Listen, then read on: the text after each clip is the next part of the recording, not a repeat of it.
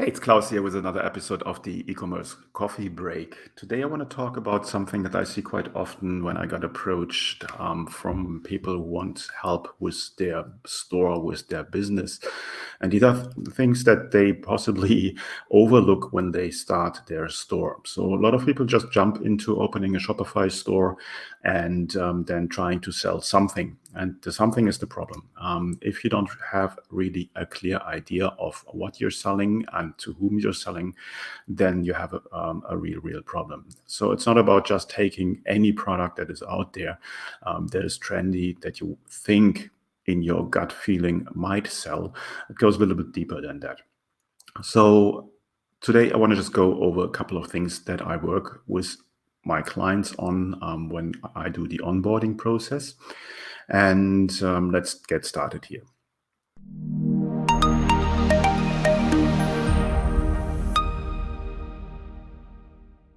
Now, first of all, and most importantly, is offer a product or service that solves a problem. So don't try to sell a commodity, something that people can buy anywhere else on the internet and that is available in huge amounts.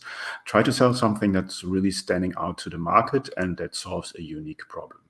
Now, this is not an easy task to find, and that's where a lot of people are already struggling. So the question comes up often, and these are usually not the people that I work with, is what can I sell?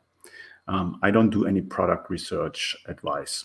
You really need to find out from your background what kind of product you can offer and how you can support your client or your customer in the very best way with this product and service. And it needs to solve a problem of the customer. So don't try to sell lifestyle products or something like that. It makes it really difficult. If you want to have a long-term business, you need to really stand out from the crowd and have something that is unique or is different to other products out there in the market space.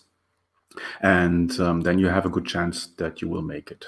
Just taking and copying a product that someone else is selling doesn't not really help you in creating a long-term business. Now, the second part where you need to look into, and that's something that I even work with my clients that are running their stores for a while and even running their businesses for years. We go and look who's your perfect customer avatar or who's your perfect audience. Something that people have a bit of a broad view on normally. They say, yeah, I sell to women from between 30 and 50 that are interested in fashion. Now, this can be anything and nothing. So you want to really be granular there and find out who is it that you're helping and who's your perfect customer. A 30-something-year-old person probably has a different buyer's journey or a different approach to buying things online than somebody who's in his 50s. That starts with where do they go to get ideas or confirm products, which kind of influencers are they following, where do they get the information about products, and so on and so forth. In a product or in a niche or industry where you have a couple of different products or products that are targeting a broader range of people, then you might end up having more than one perfect customer avatar. I'll give you an example. I worked with a client, they are selling art supplies, and they actually did a very, very good job on finding out who their perfect customer avatar is, and invested a lot of time and also money in finding out. And they came up with 4 different audiences that they serve with their products. So keep in mind, it's the same product, it's art supplies, but they found out it's the hobby artist, somebody who draws or paint pictures in their free time. It's the art teacher, so somebody who does that for a professional living, but teaching people on how to create art. It is the professional artists, so somebody who does paintings or creates arts and selling this, and then a fourth category that I can't remember. Now, all of these 4 different avatars they had were in a different age group, had a different approach on how they would vet a product, on quality, on quantity, on price, and so on and so forth. Different websites they would go and find information on that, and so on and so forth. So you really need to go through the exercise and invest a lot of time on how to find out who your perfect customer avatar is. And this goes far further than just going into the Facebook Ads Manager and throwing in some interests, and then hopefully one of them will stick. In a overall marketing strategy that you can use for a lot of platform for your business overall, you want to really bring it down and find out who that is, and always keep with every decision, every product decision that you make, that this product, this service will really serve your perfect customer. The next one, once you have your perfect customer and once you have your product that you want to sell, you have to do the market research. So you have to find out how many other suppliers are out there and offering this product, and how big is the overall market for it. If you have a very specialized product, for a very specialized granular audience, but only 10 items per year possibly will sell of this product, then you don't have a market, or the market is too small for you. If your price point is high enough, if your product costs $100,000, it might be just enough. But you want to make sure that the market is big enough that you can sell a good chunk of your products or serve a good chunk of people with your service. And therefore, you have to do market research. You really want to go out there and find out, is there a need for the product? Is this a product where people pay a certain price for? Where is the product available? Are there any limitations in the market? That can be a regulated market, for instance. So there can be any roadblocks that you're running into when you want to sell a product in a specific market. So you need to do all of that in regards of finding the right data and getting the right background on your market. Next one goes hand in hand with that is competitor research. So now you have your product, you have done your homework with the audience, you know that there is a market that is big enough that you can sell into it. You want to find out who's your competitor. Three things can happen. There is no competitor at all. You're the first one in the market. That can be a very good news. That can be also very bad news. I have been in a position at some point in my life with a service that I offered. We were the first one in the market, and I always said it's our biggest advantage. We are the first ones, and it's our biggest disadvantage. We are the first ones because no one knew about our product. It was a brand new product, and no one actually knew. Was like, yeah, what should I do with it? There's other ways I can solve this problem. So why should I use you? So it can also be that there is no one in the market or there is no competitors because your competitors already did the research and found out there is no market for it. So you need to be really careful to find out why there is no competitor in the market. Either the first one makes it difficult because you have to educate the market, the audience of what you are offering. So if it's something new, it will take a little bit longer to warm up your potential customer and educate them, or there's nothing out there in the market because there's just no one buying from this product in this market. The other thing is there might be a million competitors with you. Now, this might be a saturated market, so you need to find out really, do you want to go in a market that has a ton of competitors? And if yes, you need to find out how do they compete with each other? Do they compete on price? And or do they compete on any other level, and can you compete on these things? So really look into that. And then finally, obviously you might find a market where you have a fair amount of competitors, and that's something best case scenario, to be honest, because if they're already around for a while, you can learn from them. So really use the competitor research to learn what they do and start collecting data from your competitors. Sign up for newsletters, follow them on social media, and do everything or write down and monitor everything they do.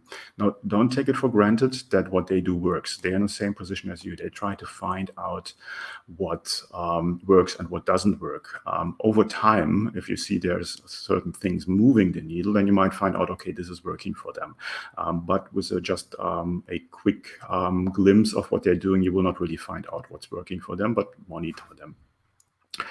Then the next part would be do the math. Now that you have a good overview, what you can serve, who you can serve, and so on and so forth, you need to find out if you can still be profitable. And that starts with your production cost. The product needs to be sourced somewhere or produced somewhere, marketing costs, and any other kind of costs and fees that are involved.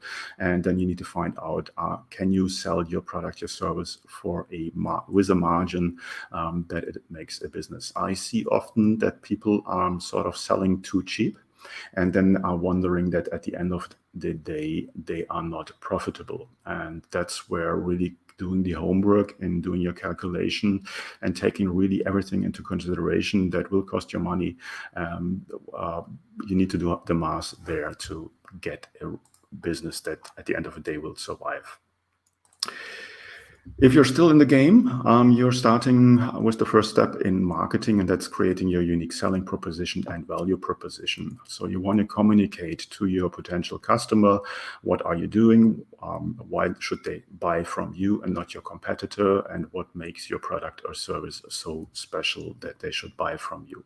Also, something that's mostly overlooked and people do not spend enough time to do this work. So unique selling proposition and value proposition, I spoke about that in another video earlier. A very, very important point, and really needs a good look at it to make it work. Coming to the almost end of this short presentation, and this is finding the right supplier and production partner. So obviously, if you're not producing the product yourself or creating the service yourself, you have to work with third parties. And there it's important to find someone who is reliable, who gives you a good price, who is trustworthy, and can deliver in time and in quality. Not always easy. Also there, you need to compare a lot of suppliers or production partners that are on the market to find the right one. Worst case scenario, you find a supplier on AliExpress and you just source something from a supplier that you just have found and have never had any contact with. And then things can go downhill very quickly. That can be shipping times, that can be the product quality, that can be payment processes, and so on and so forth. And you're totally in the hand, especially with dropshipping, in the hand of the supplier. If you're producing things yourself, obviously you have to go through the whole process of doing the quality checks, the warehousing, and so on and so forth. And don't underestimate the time that will go in this process. But it's very, very important to have the right supplier or production partner. Once you have done all this homework, finally you're in a place where you can start testing the waters and start promoting your product and basically see if you can drive traffic and what are the reactions on the product and do you get the first buyers. So that's where it becomes really interesting, and that's where it pays out and it shows if you have done your homework. And then at the end of the day, I wish you good luck. Now, one question came up here from Quincy asking, I find people tend to fake being a potential client just to experience the service or product offering. Klaus, do you think it's unethical or it is standard practice? No, it's actually standard practice and you should do it. When it comes to competitor research, you should actually go as far as ordering a product from your competitor and monitoring the whole process of doing so. So basically you go on their website and do screenshots of every step in the process including confirmation emails, thank you pages, welcome email flows, and so on and so forth. And when the product arrives, you have a look on how is the packaging, is there anything in the packaging, and is there any kind of follow-up and whatsoever. You really want to learn from your competitors, and the best way to do so and to find where your potential benefit or where your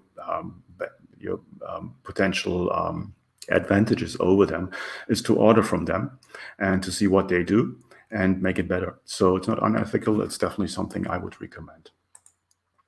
One more question here. Different countries have different marketing cultures. That is absolutely true. We see in the US competitors outwardly call each other out to their advertising, sometimes even by name, whereas my country, South Africa, we don't do that. Is going against your competitor directly smart to do, or rather just focus on your business? What is wise? I would focus on your own business. Don't focus too much on your competitors. Don't call your competitors out. This is just not good business behavior, to be honest. Everyone has a right to market and sell their products, but you should not badmouth them, as you don't want to be badmouthed by your competitor. So therefore, do your competitor research, look what they do. Try to learn from your competitors, especially if they are longer in the market. And then at the end of the day, try to offer a better product or a better service, and then win over the customers by the quality that you offer and not by bad-mouthing anyone. So that's it for today's e-commerce coffee break. I hope you got something out of it. If you're interested in learning more about how to start and scale your business, you can hit me up and I get you all the details on how I help my coaching and mentoring program, coaching and mentoring clients with that.